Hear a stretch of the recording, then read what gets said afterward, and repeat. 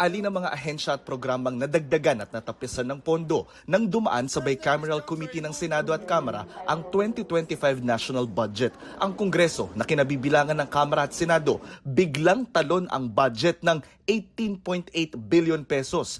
50 billion na ngayon ang kanilang pondo, gayong ang panukala lang noon ng isa lang ito sa plenaryo ay 31.3 billion pesos. 17 billion ang nadagdag sa Kamara, 1 billion naman sa Senado. Ang tanong, bakit biglang lumobo ang pondo ng Kongreso? Hinihingan pa namin ang pahayag ang Senado at Kamara. Sa isang pahayag, sabi ni Congressman Zaldico, ang chairman ng House Committee on Appropriations, para sa pangmatagalang solusyon ang mga pagbabagong ginawa ng BICAM sa 2025 budget.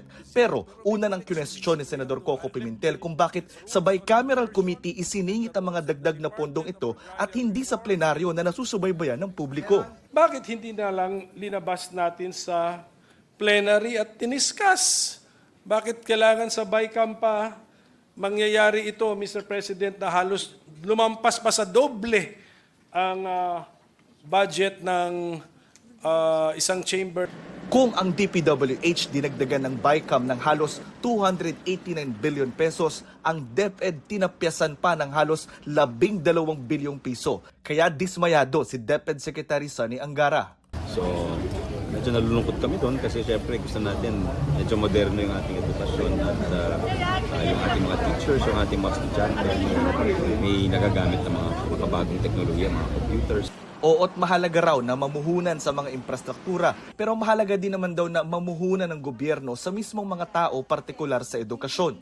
Napakahalaga ng mga pamumuhunan sa infrastruktura, kaya naman gano'n na lamang kalaki ang itinaas ng pondo sa iba't ibang mahalagang ahensya sa ilalim nito. Ito ang unang beses na lumagpas sa 1 trilyong piso ang pondo ng ahensya para sa isang taon. Sabi ng Dean ng Ateneo School of Government na si Philip Arnold Tuanyo, dapat bantayang maigi ang pondo ng DPWH kung paano magagastos, lalo't hindi na bago sa ahensya ang issue ng korupsyon. Kailangan talagang bantayan. Kasi alam naman natin yung mga proyekto na pinapatupad ng DPWH tulad ng mga flood control projects. These are projects that are vulnerable to issues of graft. Kapansin-pansin na ang mga may pinakamalaking tinapyasan ng pondo sa BICAM ay mga ahensyang diretso sa sikmura at direktang nakatutulong sa tao gaya ng DSWD na binawasan ng halos 96 billion, PhilHealth, DOH, CHED, National Irrigation Administration